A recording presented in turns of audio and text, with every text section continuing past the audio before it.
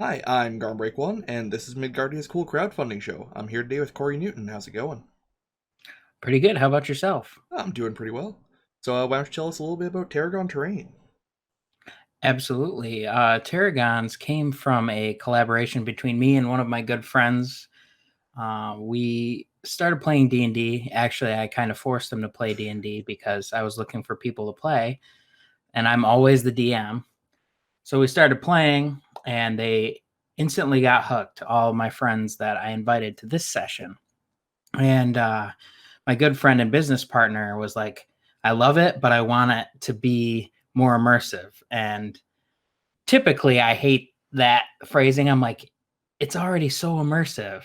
But he's like, I'm so visual, I need to see it. And for me, I can kind of imagine it all in my head. So it was hard to put myself in that space. So he came up with some ideas and we started playing around with things and he started building with it. And I'm like, okay. So that's where we really dug in and finalized them. And now we have Terragons and they're incredible. Yeah, they're super cool, and they're like hexagon based like magnetic building system. Is that about right? Yes, I got a couple here actually that I often play with at my desk. These are the limited edition gold colors that we made. But yeah, so they're hex shaped and they're all magnetic. There's no positive, there's no negative, so everything goes just right together. So you don't have to be like, oh, that's not the right side. Oh, that's not the right side. It just goes. So like that's stuck, that's stuck. So it's pretty intuitive. Anyone can build with it. So it's kind of awesome like that. Yeah, that's super cool. And I would totally go into the details of like how the magnetism stuff works, but then we would be here all day because magnets are wild. Uh, Yeah, um, yeah. So why hexagons? I guess is the question. that's a good question. So when we started, obviously we were playing D&D, and I actually have I should have brought it out. It's a 6 foot by 12 foot mat that was wet erase. So it was huge. And what I used to do is I would explain the scene to my players and they would draw. And I love that because they would put themselves in the world instead of me telling them they're in the world. And then, when you ever like whenever you do anything, like here's my beautifully hand drawn map for you guys, they start keying in on like, oh, there's this little detail here, there's this little detail there. And it's like I didn't want to lead them. I want them to ask questions about what's going on. So that's where it started. So obviously that's squares. And we started thinking about it, and making enough 1 inch squares to make up a map would be just absolutely like a nightmare. So we played around with some ideas, but we landed on hexes because they fill up the most space. They actually made gameplay in D&D easier for a lot of new players, especially with movement. We're actually working on a video to kind of explain like, hey, like I understand that the system is for squares, but hexes are awesome. Instead of going 5, you know, 10, I can't even think of it off the top of my head without seeing the board where it's like if you want to go diagonally, every other one is 2. So this way it's just you count the spaces and you're good to go. So on top of that, it makes it a nicer organic shape instead of the hard edges. So we kind of just settled on hexagons and have rolled with it since then. Excellent. I mean, I love hexagons personally, both aesthetically and for grids in games.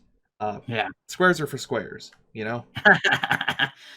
Yeah, they're they lend themselves well to a lot of things. However, I think, Final Fantasy Tactics, way back when, I loved the hex system because it just made a lot more sense, Right. you know. But hexes do pose some problems of their own, mostly with like constructed buildings. So how do you guys deal with that?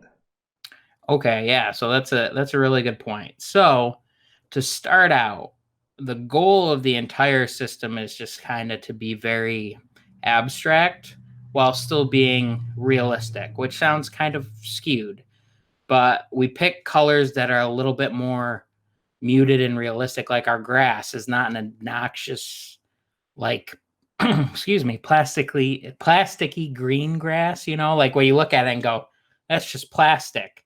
We intentionally chose materials that don't look that way.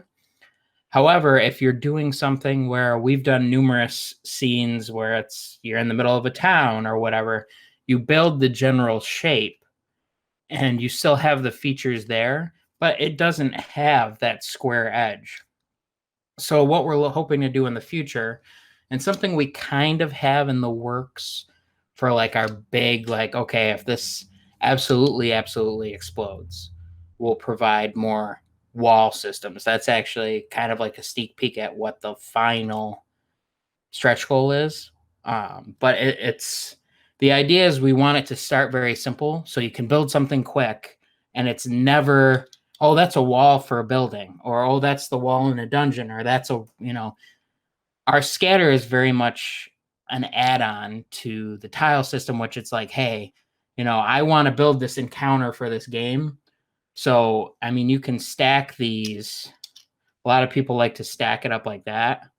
So you can do a lot of things to kind of be like, all right, I get the idea what's there. Because in 5 minutes, you're going to probably, well, not 5 minutes, no dungeon encounter or any kind of encounter in D&D takes 5 minutes. But when the encounter's over, it's done. So instead of spending a bunch of money on this awesome wall system, you can just use the tiles to kind of get there, But the walls are something we have in mind. And we have some really awesome ideas where, because the tiles themselves can be anything, like we have the earth tiles that are like a brown. Those could also be floorboards in a tavern or whatever, or you could make a door out of them. We made an awesome siege scene with a bunch of masonry, what we call the masonry or the stone. And then in the center, we put 3 rows of the brown to kind of symbolize the door. And it was really cool because as it took damage, we could take the tiles off. So you have to suspend your expectations of the hyper realistic when you're using it, but it also lets you make things and you're like, okay, I can see how this is like actually a choke point in a castle without having to spend hours crafting. Right, yeah, I've definitely done some terrain building in my time. It's labor intensive. Oh, it's amazing, but it is. Yeah, it's like I used to do wargaming, and the most fun I ever had was building that terrain. But like, lord, it takes a while. Yeah, oh, absolutely. And the thing is that so am an I wear a lot of hats. One of them is an artist. So in another project, I wanted to build a demo board, and I did what you always do. You get the styrene or whatever foam it is, you mold it down, rocks, resin river, all that stuff. I loved that thing. After about 5 to 10 games on that, it's like, oh, everyone just goes over and does this thing every time. It's so like static because it can only ever be that thing. And we had some feedback and some reviews from people that use scatter with our system, and it really like enhances it. So to me, what I don't want to tell anyone how to run their game. The tool is to help you where you need it. So you might use it completely different than I use it. I use it very much like I did before. I give stacks of these things to my players and they make the map as I explain it. Right. But some people will put like a sheet down, like a cardboard sheet, build it, and then like reveal it. And some people use it just for line of sight stuff. But all of that is valuable. But at the end of the day, as a DM, I know it's really tough to get everything together. So maybe you spend most of the time making like this really nice craft, and then you use the tiles to enhance the terrain around it, and it works really well with that too. Right, yeah, if you have like some old Warhammer 40,000 ruins sitting around, you can chuck them on top of it. Exactly. Which I, of course, do. I don't know where they are, but they're somewhere. Packed away in the boxes. Yeah. Yep. Yeah. I really like your ice tiles, by the way. I enjoy those a lot. Yeah, the ice are my favorite. And they're fairly translucent, right? Yes. Yeah. So we had a blast doing the photo shoot for it. We actually froze ice, broke it up, put LEDs in it, put snow on it, and I kind of took an air hose and blew air across it to make it look like I had a lot of fun with that. But the reason I like the ice tiles is you can put them on anything to make it like when people see it, they're like, oh, something actually happened. And they're great too. I don't want to spoil too much, but they're great for spell effects. Now we have some ideas in the works for that, but we have people that cast Wall of Wind, if that's the name of it. It's been a while because we've been so busy with this, or Gust of Wind. Something And like it's that, just yeah. like a 60-foot long spell where we just use that to mark the boundaries of it. And then you have it. For templates, it's pretty awesome. The web is a big one, like that big webbed area.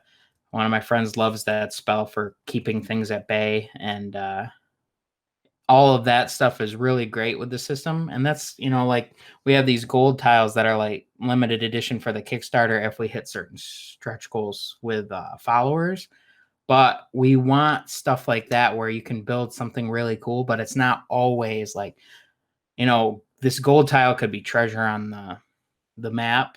It could be, if you had enough of them, you could make like a dragon's hoard, which would be really cool.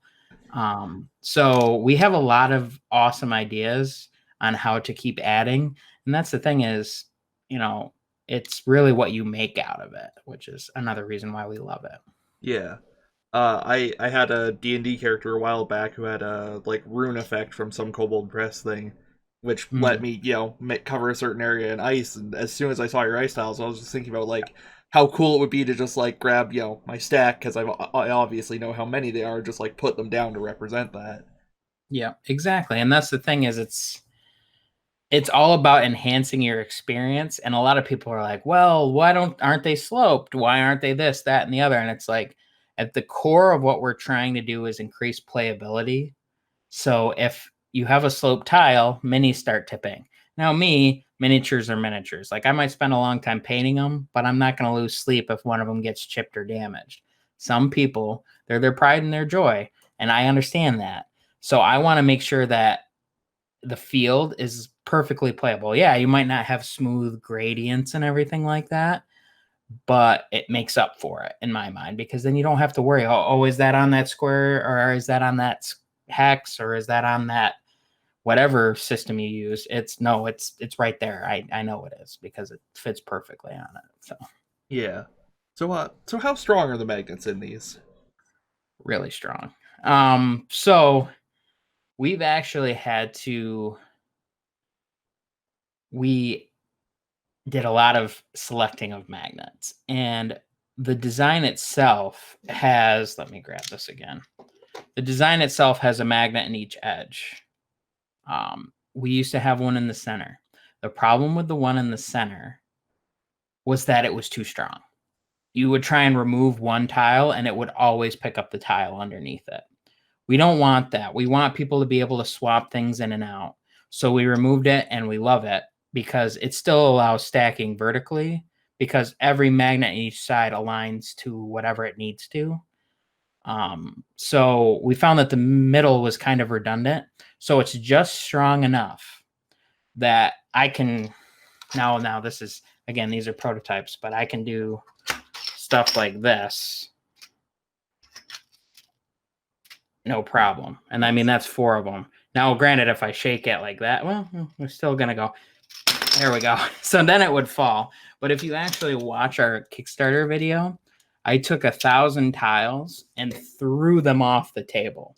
And when we were looking at that after the fact, I'm like, you know what? No one will probably ever notice is how amazing the magnets are. Because if you watch, when it passes my arm and the last few tiles go, they're actually curved and pulled off the table with the magnets. Nice. And we have a bunch of gifts and stuff where you can actually take huge setups, split them in half, rotate them, and then put them back together, and they're completely fine. Now, granted, there's limitations. Like if you take and you build something up this high over here, and then it's right there. It's that high over here, and you start pulling on here, there's more mass over here. So you have to think about it. But the magnets are strong enough that you can do a lot of awesome things. for dungeons and multi-room areas or just a multi-stage encounter, I will usually set up one, then they move into the next one. And then when they're done, I'll pull off the first one, slide the second one back, flip it around, and then you can change that one pretty quick. So you can literally make an infinite dungeon out of the same two things. So it's just, to me, it's just really cool because you don't have to worry about it. It's there, and it's so much quicker than having a map that's 14 feet long that you just have to keep pulling, and then it's like, okay, well, then the person at the end is now draped in 6 feet of map. So, Which yeah, I bet. So slightly goofy question. Um, Mhm. if I have a chunk of if I have a sheet of metal on my wall, can I put the tiles against that and put metal on the base of my miniatures and play like that? Do you think that would Absolutely. work? Awesome. I was gonna say I could probably throw this and have it stick to the fridge, but I know the dog would get it, and then that wouldn't be bad. Yeah, I That was wouldn't be gonna good. say, yeah. But yeah, so we did experiment with an add-on for the tiles where we made a magnetic surface where you could place the tiles on it, but the magnetism like ruined everything. You couldn't pull them apart easily.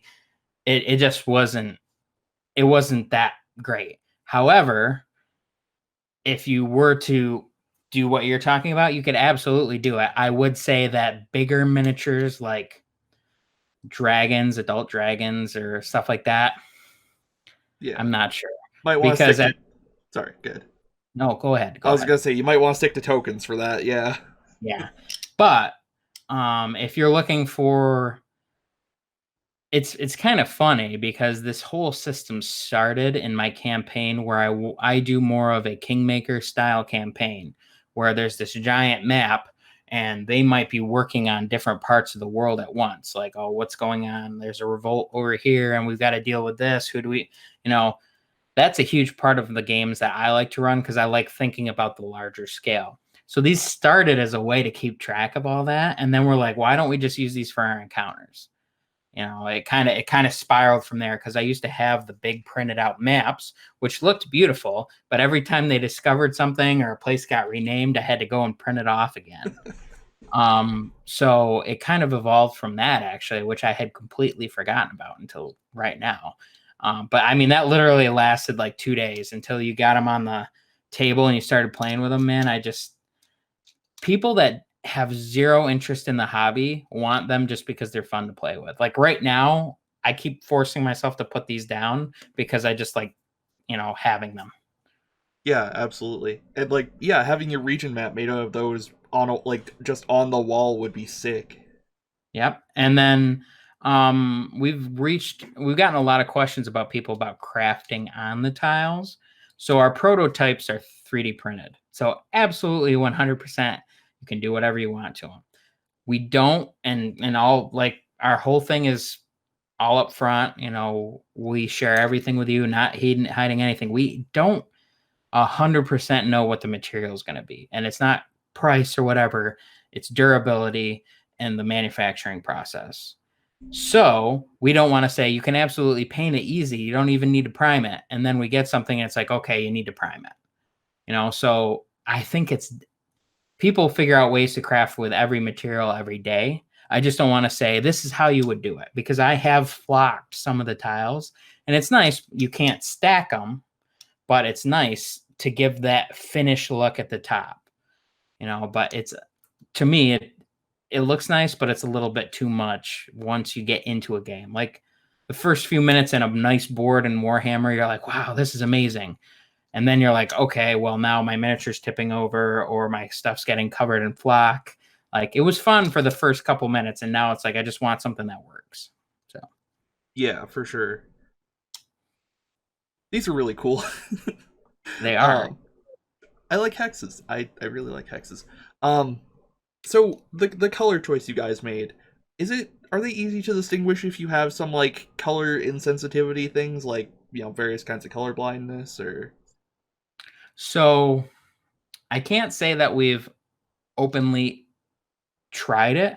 However, I can say that one of my business partners does have red-green color blindness, and he has had zero issue. The only one I would see right now you might have a small issue with would be the green and the brown, which is... Sorry about that. The green and the brown, which is grass and dirt. And he has never said anything about that. So All right. he's just chiming in. He says, there's no problem. I'm completely colorblind and I love these things. That's what he's saying.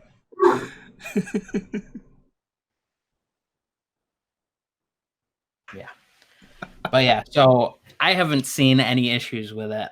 We are always trying to keep as much in thought as we can. So we've had similar colors before, and we always take a lot of time selecting the colors and the textures. So the stone actually has flecks in it, and it's actually called a marble PLA. And we like that a lot more than the flat gray, because the flat gray just every one we tried just looks like plastic, but Yeah. that's kind of where we go with all the colors. Is we think about them a lot. I'm glad to hear that there's like a bit of a textural element to some of them as well, because that can really help with that kind of thing. Yeah, so the flex in it, do I have? It's not going to show up because my camera's not that great. Yeah, not quite, unfortunately. Sadly, but it's actually something they mix with the plastic when they make it. However, all of our tiles are going to have a slate texture. The reason, and a lot of people are like, well, why wouldn't you have brick texture or grass texture? It's like, because as soon as you do that, tiles always have to be that thing. And if you're like me, if the grass is all going this way and then one's going that way, it just never looks right. It either all has to be different and that I want to avoid that. And on top of that, it's the more texture you have, the less nicely they stack. Right. And yeah, maybe you want to use the green as like an acid pool or something like. Exactly. I totally get the grass thing though. That would drive me nuts too. Yeah. Halfway through a fight, just be like, no, I gotta try this one out. Sorry, that grass doesn't look quite right. So why don't you tell me about the scatter train that you guys are working on? Sure thing. So the scatter train is a little bit of my passion project within the passion project. So I sculpt everything myself. I'm an amateur ZBrush modeler. I don't claim to be all that great.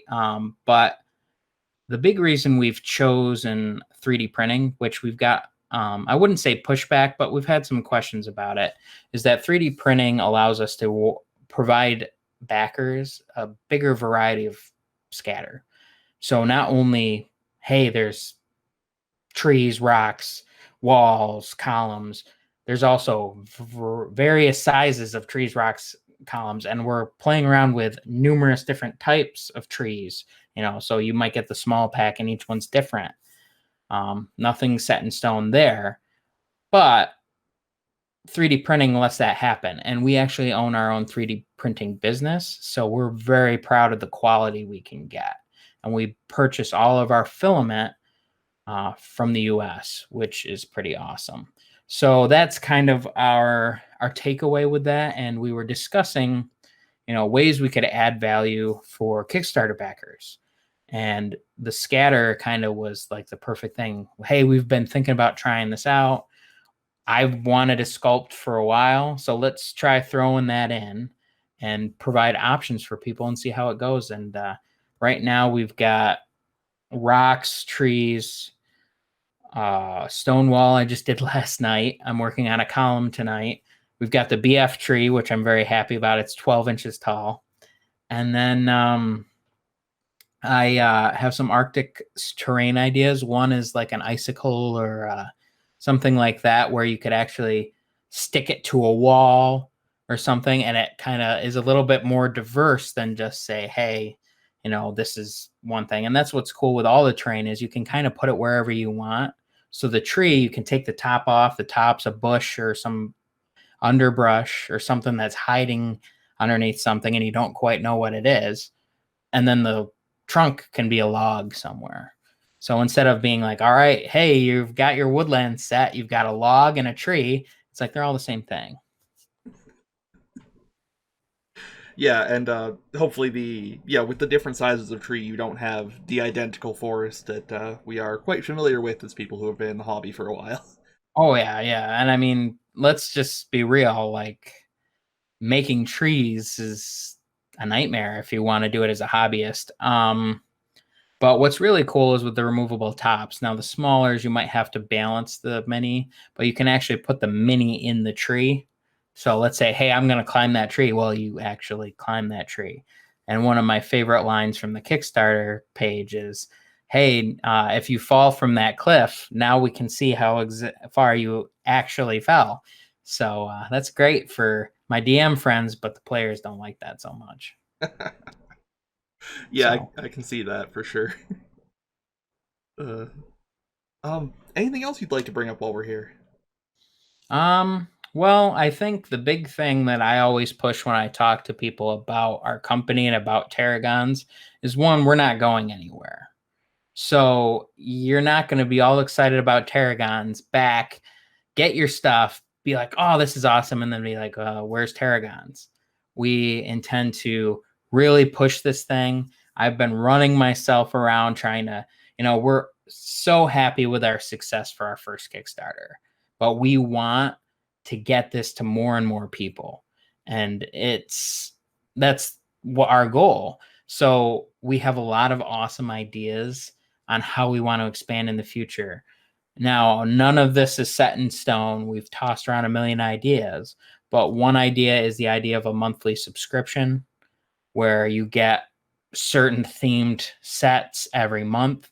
So if you want to build up your collection, instead of going and buying everything at once, you can do it a little bit. Or if you want to supplement what you already have, because we want to include and get that to the point where we include new things. So the only way to get it first is to be part of the subscription. And there's like, just throw random colors in there. And it's like, oh, wow, this is like awesome. I'll never know what I'll use this for until you get it. So that's one of our ideas. But we just want to keep pushing this thing. And because we know it's a great product and we know people love using it, it gets everyone so much more actively engaged in the game. And for me as a DM, that's huge because anyone that's run a game knows that you always get to a point where people are on their phone. And it's like, especially my age, I just turned 30. I'm like, I'm an adult. I don't want to be telling adult friends, get off your phone. We're playing a game. I want them to feel engaged. And as soon as you're like, here's 50 tiles, here's 50 tiles, here's 50 tiles, this is the scene, build it, they're much more engaged the entire time. Because as a DM, you run 6 to 8 hours, you're drained at the end. So that's my big thing is this, we're not going anywhere.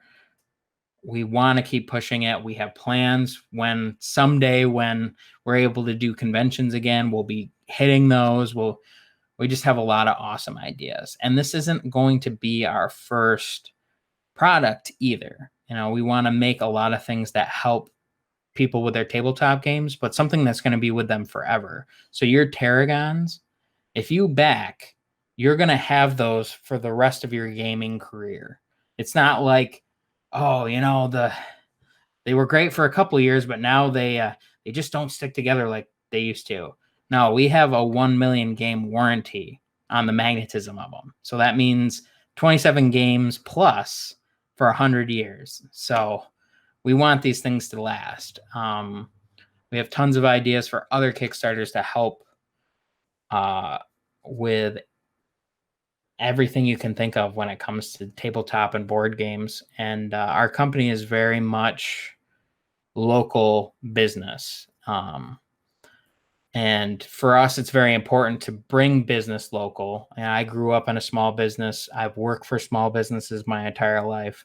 And right now, my business partner, I actually started this project when we worked together a few years ago. And that place sadly closed. Now we found employment after, but it's a shame to see all these places leaving.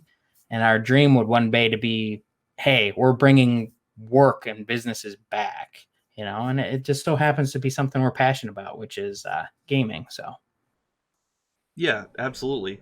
Small businesses are really important, and when you buy things that were produced locally, that's less. It's less carbon dioxide put into the atmosphere for Yeah, transport and all that fun stuff. exactly. So it might not be the cheapest option, but I can guarantee you it's going to last longer and you're going to enjoy it a lot more. Absolutely. I do have one last question for you before we wrap this up. Absolutely. What's your dog's name? He's Riker. He's sleeping right now. He actually just got back from doggy daycare. Well, he looks like He's, a good boy. he is. He is. All right. Well, yeah, and there's what 20 something days left. 23 Yeah. days left. Yes, Yeah, 23. as of this recording, so like 22 by the time it goes up. So plenty of time to hop on and get yourself some Terragons, man. Yeah. And if you have any questions, please let me know. Yep, either in the comments below or on the Kickstarter comment page. Um, Awesome. and thanks for coming on. This has been a good time. Yeah, absolutely. All right, and yeah, for those of you watching, have a good night.